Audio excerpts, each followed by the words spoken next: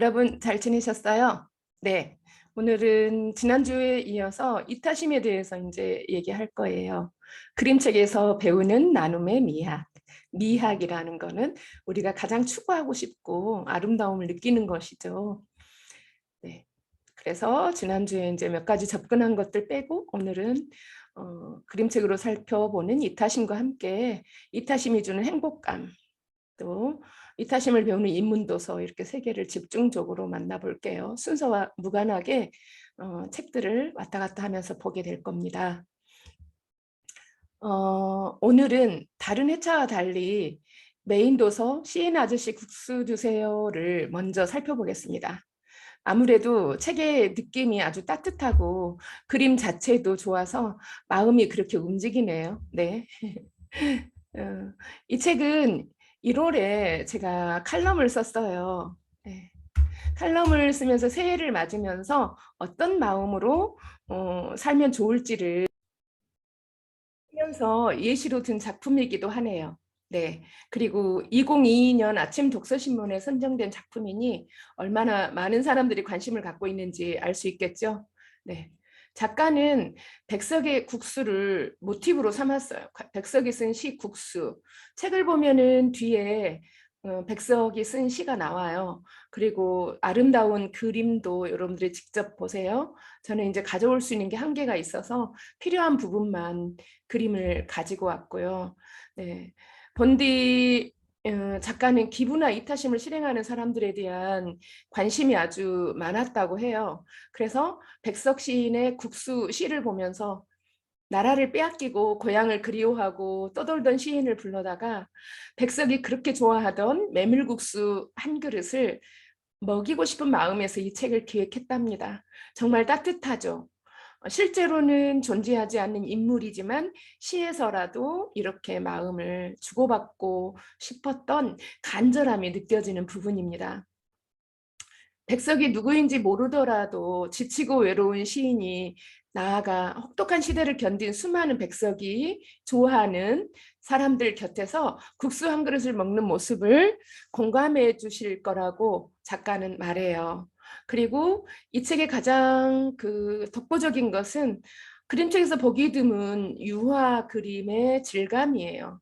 예. 유화 그림의 질감, 그림책은 정말 유화로 만나기가 되게 어렵거든요. 그리고 그 유화는 또 여러 가지 제작 과정도 어렵고 해서 우리가 만나기가 쉽지는 않았습니다. 그런데 이 책은 그걸 고스란히 옮겼죠. 아무래도 백석의 시어를 그대로 살리려는 의도가 있어서 지금 우리에게는 생소한 승냥이라든지 낯선 단어가 나와서 비유를 이끌어요. 그뿐만 아니라 사장나무, 북쪽에서만 볼 수 있는 자연환경 뭐 이런 것도 유심히 보시면 훨씬 책의 느낌이 클 거예요. 그러니까 그림을 더 깊이 보기 위해서는 당대의 상황, 배경, 소재 뭐 이런 것들 지금과 다른 점을 알아낼 때 당시 백석의 외로움을 처절함을 더 많이 공감할 수 있지 않을까요? 그리고 신순재 작가가 그런 백석에 대한 안쓰러움으로 이 작품이 기획된 점도 더 깊이 이해할 수 있고요.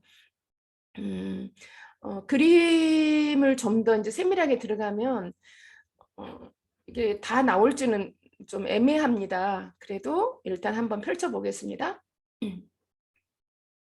그림 작가는 이 작품의 시간적 배경인 추운 겨울밤을 색채로 잘 표현했어요.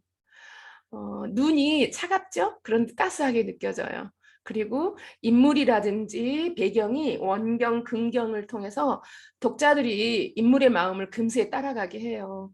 그러니까 내공이 깊지 않으면 표현하기 어려운 기법들이죠.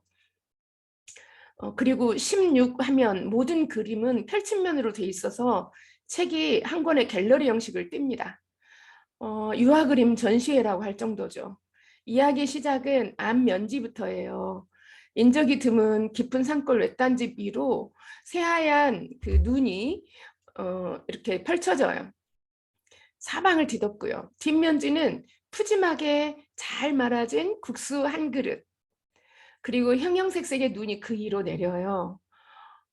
앞에는 없던 게 뒤에는 국수로 나타나고 그 위에 알록달록 눈이 떨어지네요. 아마도 그림 작가는 글 작가의 마음을 읽고 비록 현실은 어렵지만 마음이라도 평화라든지 풍요를 그리고 싶지 않았을까요? 네. 이렇게 눈이 많이 온 날 엄마는 아궁이에 장작불을 피웁니다. 북뒤 붉은 불꽃이 활활 타오를수록 솥에서는 뜨거운 김이 무럭무럭 피어오르죠. 연기, 냄새에 이끌려서 사람들, 동물들이 찾아와요.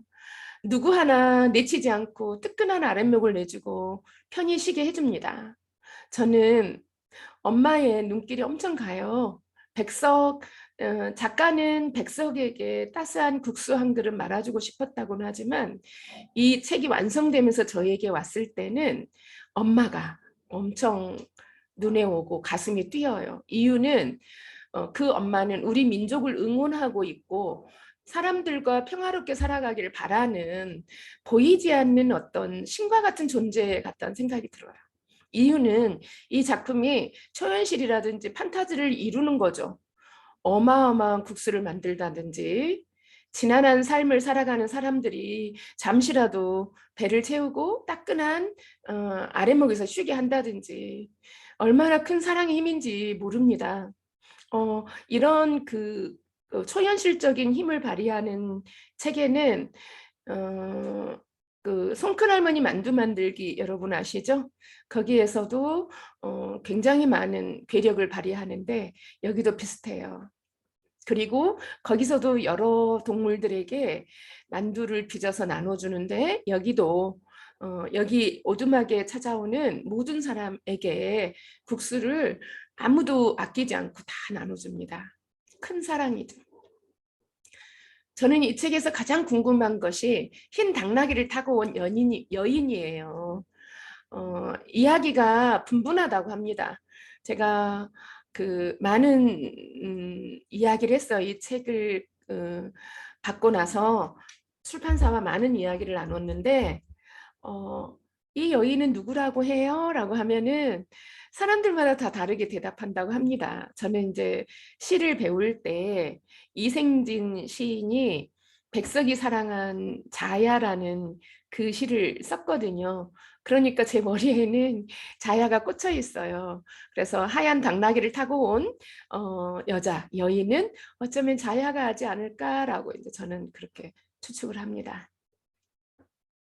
그리고 그 하얀 당나귀를 타고 온 여인 다음에 그 다음 장면에는 마치 어린 왕자 모습을 하고 있는 백석이 잔뜩 웅크리고 와요. 이 장면은 독자가 가슴이 쿵 내려앉게 됩니다. 그의 등에 짊어진 무게감이 느껴지니까요. 마지막 장면 직전에 아까 국수를 먹었던 사람들과 백석, 화자인 아이, 엄마가 한 자리에 모여요. 예. 그 등장인물 모두가 다 한 자리에 모이는 거죠.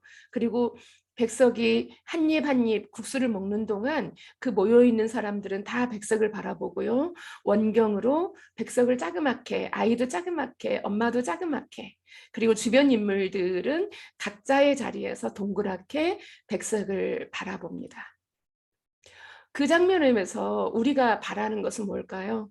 네, 그 장면에서 우리가 저는 느끼는 게 결국 세상을 이끄는 지도자, 그를 신뢰하고 응원하는 마음, 그리고 서로 함께 만들어가는 세상, 거기에는 이타심을 빼놓을 수가 없겠죠. 현실과 판타지의 경계가 없이 마음껏 국수를 대접하는 엄마는 어쩜 우리가 타인을 배려하고 타인에게 힘이 되어주는 이타심을 시각적으로 표현하지 않았을까라고 생각해 봅니다. 네, 이제 본격적으로 이타심에 대한 이야기를 시작하기에 앞서 여러분이 너무나 잘 아는 기억 전달자를 먼저 나눠볼게요. 이 작품은 작가에게 두 번째 뉴베리상 보스턴 글로브 홈북 아너상을 안겨준 그녀의 대표적인 작품이에요. 그리고 미국에서만 350만 부가 팔렸다죠. 영화로도 제작돼서 많은 사람들의 인기를 얻은 작품이고요. 물론 영화와 소설은 다소 차이가 있긴 합니다. 마지막 전개 과정이라든지 이런 게 극적으로 완전히 전환을 해요. 아무래도 영화는 더 스펙타클해야 되고 시각적이어서 뜨뜻미지근하게 끝나는 것이 편치 않았을 테죠.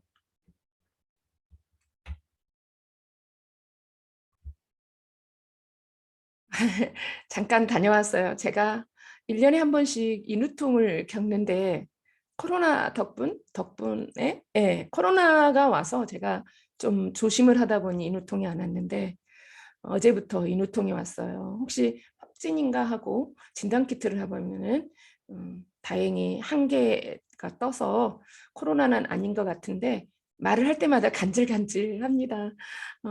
제발 이거 끝날 때까지 한 번만 간질었으면 좋겠어요. 네. 다시 이어갑니다. 어, 이 작품은 사회의 구성원 간의 갈등을 최소화하고 효율성을 극대화하기 위해서 모두가 똑같은 형태의 가족을 가지고 동일한 교육을 받으면서 성장하는 미래사회의 어느 마을, 그리고 주인공 소년 조너스는 12살 생일날 기억 보유자라는 직위를 부여받죠. 기억 보유자는 마을에서 과거의 모든 기억을 가지고 있는 단 한 명의 사람으로 원로 중에 원로입니다. 선임 기억 보유자는 이제 기억 전달자가 되어서 조노스에게 과거의 기억을 전해주죠. 이 과정에서 조노스는 완벽한 사회를 위해 희생된 진짜 감정들을 경험하게 됩니다. 그게 뭐냐면 감정, 사랑, 슬픔, 기쁨, 소중함, 배려 이런 것들이죠. 기억 보유자, 그러니까 기억 전달자가 된 그는 이런 것들이 제거된 현실에 대해서 굉장히 고민을 하고요. 금지되어 있는 사항들을 조노스에게 전달하려고 시도를 합니다.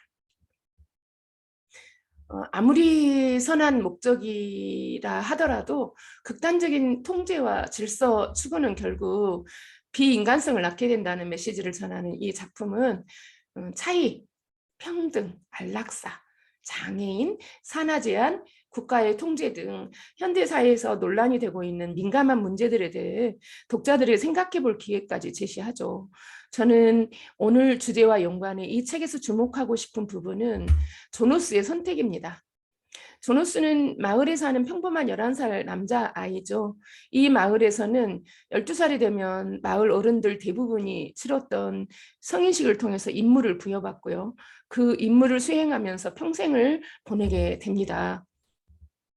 이 임무는 마을 어린이들이 평생을 결정하기 때문에 높은 지혜의 원로들이 어떤 아이가 어떤 업무에 어울릴지 관찰을 통해서 여러 번 심사숙고하고 결정합니다. 읽는 중에 아마 여러분들이 직접 읽는다면 아마 읽으신 분도 있을 텐데 집단 네거티브 현상이 얼마나 무서운지를 소름 돋게 경험하실 것 같아요. 이 마을은 현대에 우리가 흔히 이상향으로 꼽는 유토피아죠. 서로 간의 갈등을 없앨 방법으로 갈등의 원인이 될 씨앗들을 먼저 다 제거해버렸어요. 예를 들어서 거짓말을 하면 안 된다는 것과 상대방의 입장을 생각해서 말을 해야 된다는 사실을 어린아이 시절부터 매우 혹독하게 가르쳐요. 이 설정의 대부분이 우리 마음 안에 웅크리고 있는 욕망과 직결되는 점에서 그저 감탄이 자집니다. 다시 다음 페이지 넘어가 보면요. 어쨌든 자세한 스토리는 생략할게요. 왜냐하면 여기서 우리가 이타심을 만들기 위해서 했기 때문에 주제가 하나가 아니고 엄청 많거든요. 그런데 이타심으로 집중적으로 한번 가볼게요. 이 책에 우리를 경악하게 하는 거는 인구수를 조절하기 위해 아이는 산모라는 임무를 맡은 사람만 낳을 수 있어요. 아기를. 그리고 규칙적으로 모든 가정에서는 남자아이 하나, 여자아이 하나 이렇게 2명의 아이만을 기를 수 있는 거죠. 규칙입니다. 심지어 성숙해진 아이가 성욕을 품고 있다는 사실이 드러나면 성욕을 억제하기 위해서 약을 먹어야 해요. 이런 마을에서 조너스는 그저 12살 성인식 날 이 마을의 최고 권위자인 기업 보유자의 임무를 수여받고요. 앞에서 말씀드린 것처럼 이 마을은 자유를 포기함으로써 인간이 겪는 모든 고통 또한 이런 것들이 없어졌기 때문에 고통도 없고 기쁨도 없고 슬픔도 없고 놀람도 없고 분노도 없고 이런 기억들을 보유할 사람이 필요해요. 누군가는 있어야 되니까. 그래서 기억 보유자, 기억 전달자 이렇게 교체하면서 그 맥락을 이어가는 거죠. 늘 같은 상태의 마을에 자그마한 변화가 일어났을 때 그 기억 보유자의 지혜로 부르는 것을 가지고 해결하려고 하는 거예요. 그리고 전 기억 보유자가 늙으니까 새 기억 보유자로 조노스를 선출한 것이고요. 그 전 기억 보유자는 자신이 이제 조노스에게 기억을 전달해 줘야 하기 때문에 더 이상 기억 보유자가 아니죠. 기억 전달자라고 부르는 말을 합니다. 처음에 조노스는 어리둥절해요. 그가 얘기하는 말들이 그동안에 들었던 것과 전혀 다른 거니까. 지금까지 조노스는 어떤 불만도 없었고요. 그냥 아무 생각 없이 여기까지 왔는데 기억 전달자에게서 여러 가지 기억들을 전달받고 자신이 여태까지 해왔던 생활에는 진정한 감정, 그러니까 사랑, 슬픔 등이 결여되어 있었다는 사실을 깨닫게 돼요. 저는 여기서 기억 전달자인 그 사람에 집중해요. 시인 아저씨 국수 주세요에서는 엄마에게 집중하듯이 이 책에서는 기억 전달자. 왜냐하면 금기 사항을 굳이 죽을 수도 있고 유태로움에 빠질 수도 있는데 그것을 다 알려줘요. 왜 그럴까요? 미래의 자녀들에게 그거를 더 이상 남길 수 없기 때문이죠. 이 체제를. 자, 그러면 그 기억 전달자에게 어떤 느낌이 드시나요? 조노스가 피상적으로 들었던 것을 현실적으로 느끼는 지점이 있어요. 예를 든다면 아기가 함량 미달이면 안락사를 시키는 부분이에요. 무섭죠? 어쩌면 우리가 100년 후에는 이게 현실화될 수도 있다는 생각이 들어요. 모든 소설에 나와 있던 것은 당장은 아니어도 긴 시간이 지나면 구현돼 버렸잖아요. 그렇듯이 이 책도 상상글이지만 100년 후에는 이처럼 되지 않을까 염려가 되긴 합니다. 그 예로요. GMOI라고 하는 작가가 쓴 책에 2004년에 썼던 내용들이 지금 이 시간에 일어나고 있어요. 불과 18년 전에 썼던 건데 지금 일어나고 있어요. 그 책은 100년 후라고 써져 있거든요. 근데 18년 후에 일어나고 있는 거예요. 지금. 마찬가지로 이것도 현실화되지 않을까 하는 생각이 듭니다. 조노스는 기억보자의 말을 절실히 공감하고 아이를 구하기 위해 나섭니다.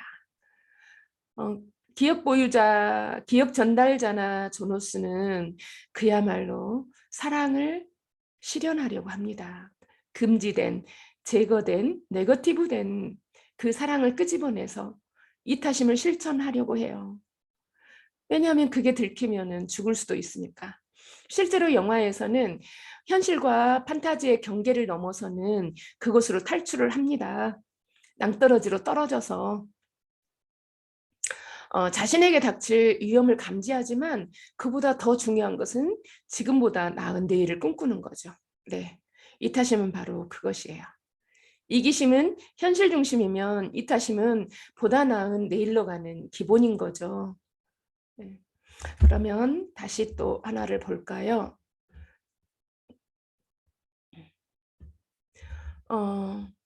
제가 위에 그림책으로 살펴보는 이타심에서 다른 개념을 하나 가지고 왔는데 미국의 심리학 교수 소니아는 연구보고에 의하면 소니아 연구보고에 의하면 네,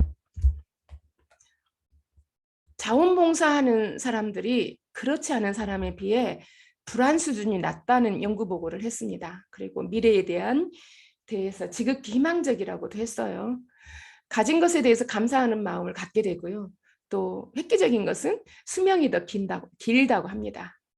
실제로 배우자나 이웃이나 친구들에게 따뜻하게 말을 건네고 그 다음에 정서적으로 도움을 주려고 노력하는 노인들이 그렇지 않은 그냥 고집스럽게 외골수로 살아가는 노인들에 비해서 훨씬 더 장수한다는 연구 보고입니다.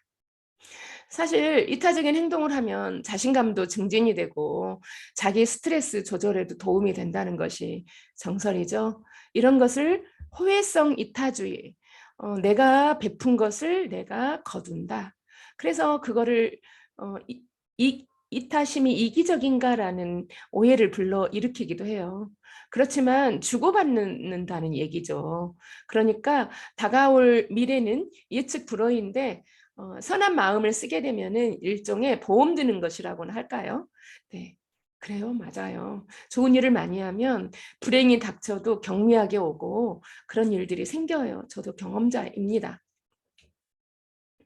힘든 일이 생길 때 자신에게 누군가는 도움을 주기도 해요. 그런데 지금 이기적으로 살다가 남들에게 도움 1도 안 주다가 막상 나에게 어려운 일이 닥치면 누가 손 내밀어 주겠어요. 이 현상은 인간뿐만 아니라 동물 세계에서도 호혜성이 작용돼요. 어쩌면 동물들은 아주 정직하게 서로 공조를 하죠. 이 박사는 중남미 지역 열대에서 서식하는 흡혈박쥐로 예를 들었는데 흡혈박쥐는요 수명이 3년이래요. 근데 공조를 하면 15년을 산다고 해요. 놀랍죠? 흡혈박쥐는 3일 이내에 피를 공급해야 하는데 구하기 어려울 때를 대비해서 먼저 흡입하는 흡혈박쥐가 주위에 나눠주고 계약관계를 이룬다고 합니다. 그래서 상호보조를 한다는 거죠. 인간은 법적으로 상호보조 관계를 이루는 곳도 있어요. 어디일까요? 네, 툰드라 지역은 사람들은 자동차나 눈썰매를 타고 이동 중에 자초된 사람을 보면은 그냥 지나치면 법적 조치가 따른다고 해요. 그러니까 아무리 사이가 나쁜 사람도 허허벌판 눈밭에서 자초되어 있는데 외면해 버리면 그 사람은 죽는 수밖에 없게 되죠. 그런 상황을 누군가는 다 당할 수 있게 되기 때문에 자초 순간에는 감정은 사라지고 구조를 하는 것에 최우선이 되는 거예요. 그야말로 호혜성이죠. 어, 이번에는 자, 여러분 잘 아시는 책 생명이 있는 것은 다 아름답다. 보셨어요? 음, 뒤에 나와 버렸어요. 개미가 나뭇잎을 끌고 가는 장면인데요. 여러분이 잘 알고 있는 생태사회학자 최재천 교수가 생명이 있는 것을 아름다워라는 에세이에 생물은 본래 자연 선택에 따라 약육강식의 세계에서 살아남기 위한 이기주의로 유지되어 왔다고 합니다. 살아남기 위해서. 이타성도 결국 종 보존을 위한 이기주의가 아닌가라고 서술하기도 해요. 예, 개미를 예로 들면서 엄청나게 큰 잎사귀, 가려진 것에 그게 있는데 엄청나게 큰 잎사귀를 끌고 가는 개미. 그런데 신기한 것은 깨알같이 작은 것을 끌고 가는 개미도 있고 중간쯤 아주 천천히 느리게 게으르게 가는 개미도 있고 다양한 입장을 취하죠. 딱 우리 인간의 모습과 흡사합니다. 열심히 앞으로 달려가는 사람이 있는가 하면 누군가의 편승해서 깨부리는 사람, 또 느릿느릿 세상에 다 시간이 멈춘 것처럼 천천히 가는 사람 다 다양해요. 더구나 그 개미 중에 낑낑거리는 잎사귀를 끌고 가는 개미 위에서 아무것도 하지 않고 그냥 앉아있는 개미들도 있어요. 이걸 읽을 때 편히 이동하는 개미, 너무나 갑질을 하고 있는 개미가 아닌가 이런 생각을 하게 돼요. 뒤에까지 읽지 않으면. 그리고 이파리를 물고 가는 일개미는 방어를 할 수가 없겠죠, 여러분. 잘 생각해 봐요.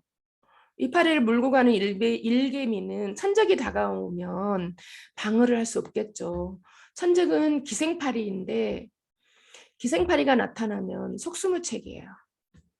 저자가 쓴 글을 읽으면 생명체 중 가장 표본이라고 느끼게 되는 개미가 어떻게 서로 공조하는지 볼까요? 기생파리는 개미떼를 따라다니면서 노출된 개미의 목을 문 다음에 거기다 알을 낳아요. 그러니까 알이 부화해서 구더기가 되고 그 개미 몸을 다 파먹고 나오는데, 아까 일개미 위에 타고 가는 작은 개미들이 수단과 방법을 가리지 않고 적극적으로 이들을 물리쳐요. 그래서 타고 가는 거예요. 우리가 오해하기 딱 쉽죠. 편승하고 있고 그 뭐라고 해요? 그것 보고 불로소득을 얻는 것 같고 무임승차하는 것 같고. 그러니까 개미 사회는 나름대로 다 자기 임무를 다 해요. 태어나서 죽을 때까지요. 사실 인간이 저렇게 죽을 때까지 일만 한다면 어떨까요? 개미는 그냥 일을 해요. 예. 애완개미 혼자 후세 유전자를 남기니까 그 유전자를 전승하는 역할도 하는 것도 아닌데도 말이에요. 하지만 일개미는 여왕개미 유전 사업을 이렇게 밤낮으로 끊임없이 돕기만 하는 거죠. 이런 점이 이타성의 표본이라고 할 수 있어요. 네. 그러는 가운데 서로 공조하면서 내일의 생명을 지켜주는 거고요. 생물은 본래 자연 선택에 따라 약육강식의 세계이죠. 그 과정에서 살아남기 위해 이기주의가 유지되는 거예요. 하지만 인간은 생존을 위해서 이기적인 유전자로 이루어져 있지 않을까 하는 생각이 들어봅니다. 그럼에도 불구하고 우리 사회는 이타성은 더 진화되고 계승하고 있어요. 모든 시간적 사이클을 통해서 과거, 현재, 미래로 이어지는 만큼 경쟁 대신에 공생하고 상생을 선택하는 거죠. 한정된 자원과 삶 속에서 살아남는 지혜, 그것이 이타심이고요. 그것을 발휘하는 것이야말로 어제 오늘 내일로 이어지는 삶이지 않을까 싶습니다. 네, 이렇게 두 권의 인문도서를 살펴봤고, 이번에는 두 번째 그림책을 살펴볼게요. 이 책은 그동안 우리가 만나왔던 그림책의 원형과는 조금 달라요. 엄청나게 상을 많이 받았죠. 각종 상을 수상했어요. 여러분들이 이렇게 미국에서 큰 상을 받았는데 그 진술 방식이 다른 점이 보는 사람이 약간 불편할 수 있는데 매료돼 버리게 돼요. 그 이유를 설명해 드릴게요. 왜냐하면 제목부터 친절하지 않아요. 제목부터 왠지 교훈을 담고 있는 것 같아요. 친절한 행동을 해라라고. 그리고 너무나 현실적인 문제를 진행할 때 가뜩이나 현실이 힘들기 때문에 등장인물이 사람이면 재미성을 확보를 못하죠. 그리고 동물로 등장해서 인종이나 성별 구분이 없게 하는 그림책들이 대부분인데요. 이 책은 대놓고 인물과 피부색, 인물에 처한 궁핍함을 노골적으로 드러내요. 하지만 읽는 중에 내내 시선을 사로잡게 됩니다. 이유는 그림의 전개 방식이죠. 세밀화이긴 한데 흩뿌리는 듯한 그림으로 호기심을 자극하죠. 감동 면에서도 끝날 때까지 인물에게 응원을 하게 돼요. 아, 제발, 제발 좀 이런 말이 계속 나옵니다. 그러니까 작가와 독자가 서로 대화를 하는 상황이 펼쳐지게 되는 거예요. 계속 독자는 이야기에 개입을 하고 싶어져요. 왜냐하면 혼자 부단히 친구들에게 다가가려고 하지만 너무 누추하고 꼬질꼬질하고 가난해 보이는 친구에게 누구도 곁을 주지 않거든요. 그러니까 당연히 독자는 직접적으로 인물들 사이에 들어가고 싶어집니다. 저절로.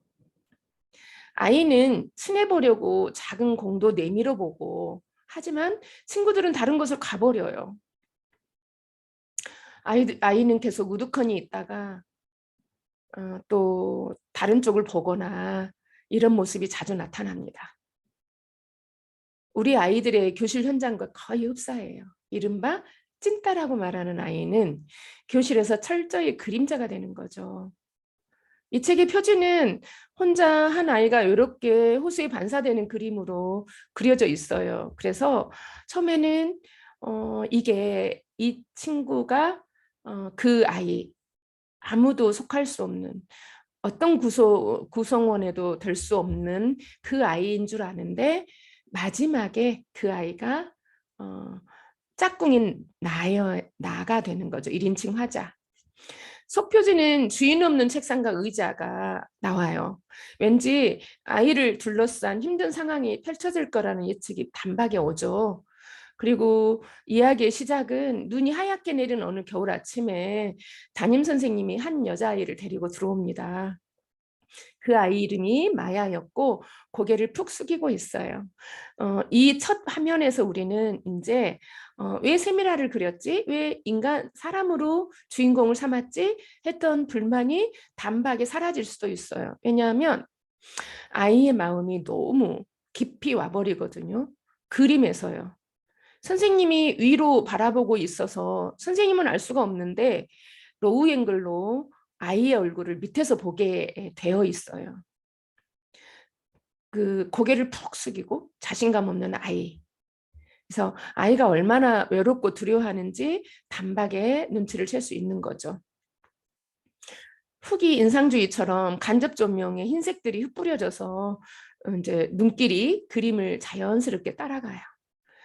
아이들은 단박에 이 아이의 옷차림, 슬리퍼, 또 누추한 모습에 시선을 두고 저마다 아이에 대한 평가를 마음속으로 하겠죠.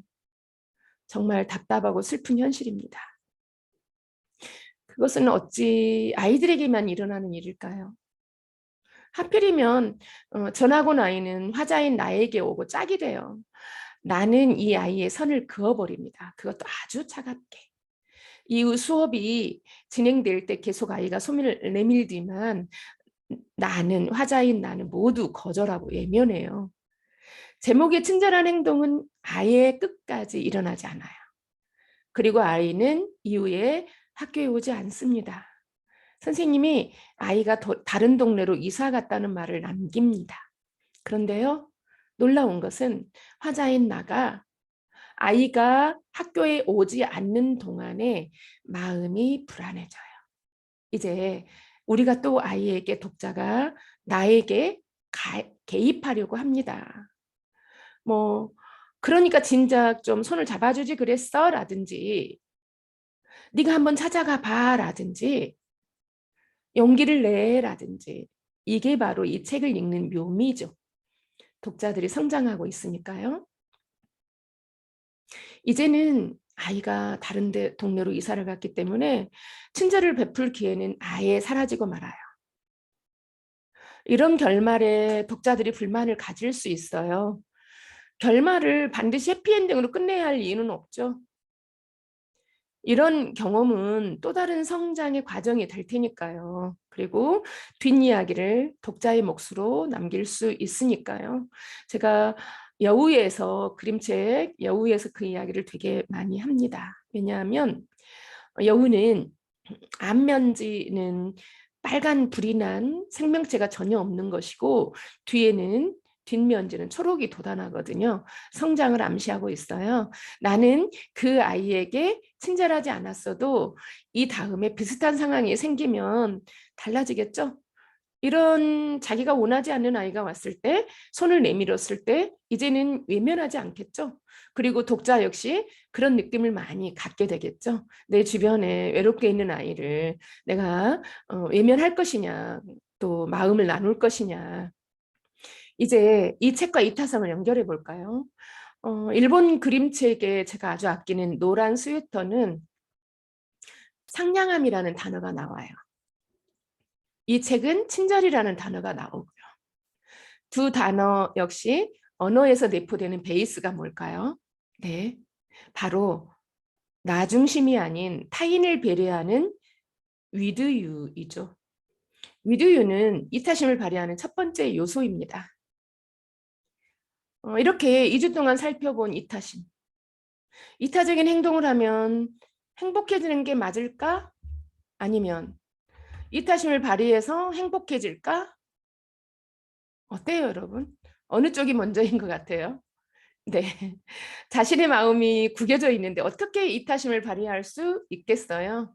실제로 행동심리학 연구 결과 행복한 사람들이 훨씬 다른 사람에게 친절하게 행동을 하고 더 많은 시간과 돈을 투자해서 다른 사람을 돕는 데 사용한다는 보고가 있습니다.